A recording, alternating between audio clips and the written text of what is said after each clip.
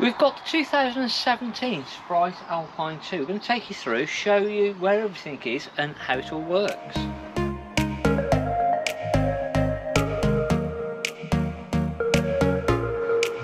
So we've got our gas locker at the front, so we've got room for 2 gas bottles. This particular one, it's set up for propane, so that's the red gas bottles, and it's reverse thread, so when you tighten this up into the gas bottle, it's reverse thread, and you only have to do this up by hand. You don't need any special spanners. It's just literally, once it's tight, a quick nip and that's done. Leg winder to put our legs down is in there. We're set up on 13-pin electrics, and we've got the Alco stabilised hitch head. Round to the side, we've got our vent for our heating and hot water system, so that's where all the flue gases are going to come out when we're using that heating and hot water system.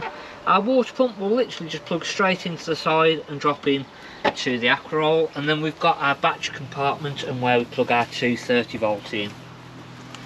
All of our wastewater outlets are here, and then we've got our cassette toilet, so that's the flush for our cassette toilet, and then the actual cassette is just at the bottom.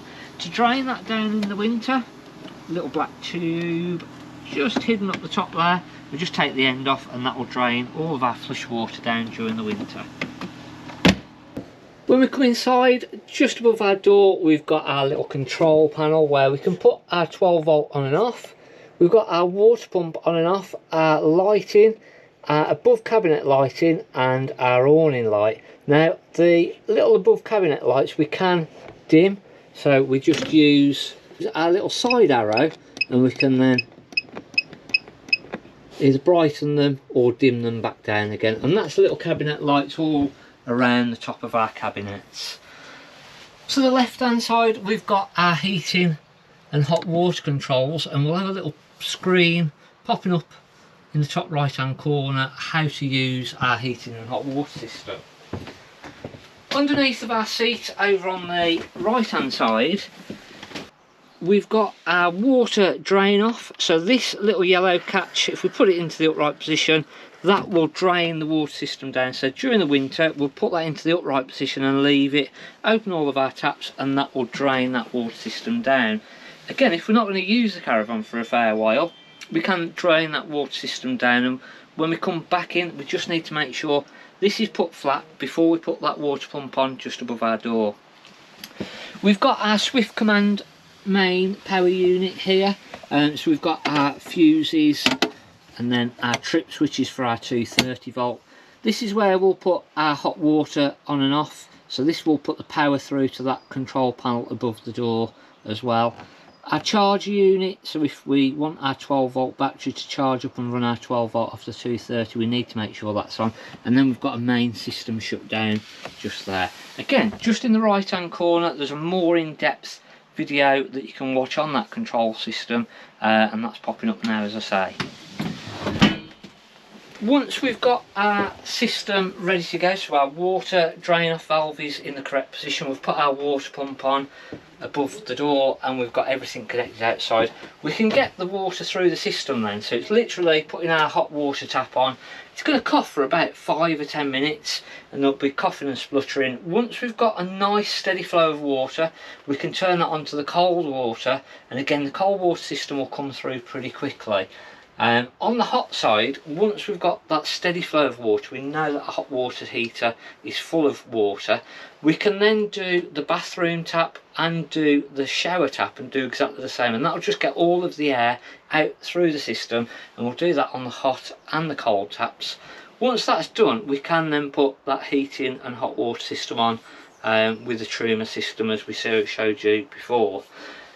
With the gas system, again, we need to get the gas through the system. If we've not used the caravan or it's the first time connecting the gas bottle up, the easiest way to get the gas through is with our 3 hob rings. So we can light these up on the gas. Firstly, it gives us the... Firstly, we can see that we've got the gas coming through, and you'll actually hear the gas coming through as you turn these on. And it'll take about 30 seconds to come through. But secondly, it will just make sure that our fridge, our heating system, if we're going to use it on the gas, it will all work a little bit quicker by lighting these up first. We can then do the same with our grill and our oven, and it's literally just holding our little control valve, hit our igniter, and then the little indicators at the bottom will tell you that we've got our oven, our grill, and then our rings at the top. Once we've got the gas through the system, lighting up the fridge and the heating system, as I say, will be a lot quicker, so it's a lot easier to start at that point. Onto our fridge, we've got our main on and off button. If we were on the gas, it's just our little gas flame. Our electric, so again that's 230 volt when plugged in on mains electric. And then the battery, that won't actually work off the Caravan battery, but that is what we want to use when we're towing. If we've got all 13 pins wired, that's the setting that we're going to use there, and once we start the car up, that will then start cooling the fridge down for us. If we want to change how cold that fridge is going to get, it's just our little button here, and again it will light up. Higher is the colder it will get, and the lower is the warmer it will become. To turn that back off again, it's literally just hold our little button in. We've got our microwave just above our kitchen area. Now we've got the little plate that we've already taken out for travelling and put it underneath of our seat, and then to operate the microwave we've got a quick start 1 minute, stop and cancel, and then we've got all other different settings on there as well.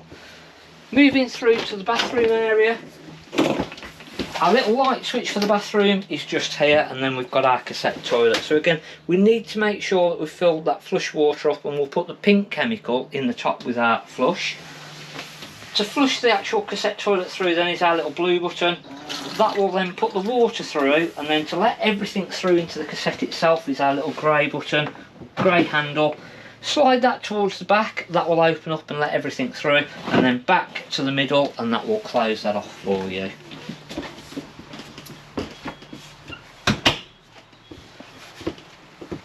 We have also got a little panel on the side. Got the little keypad, which the code for this is 1234, and then you've got on or off. Now it may be possible, not always, it may be possible to activate the Swift Command tracker through Sergeant. In the main handbook will be contact details, etc., to be able to do that.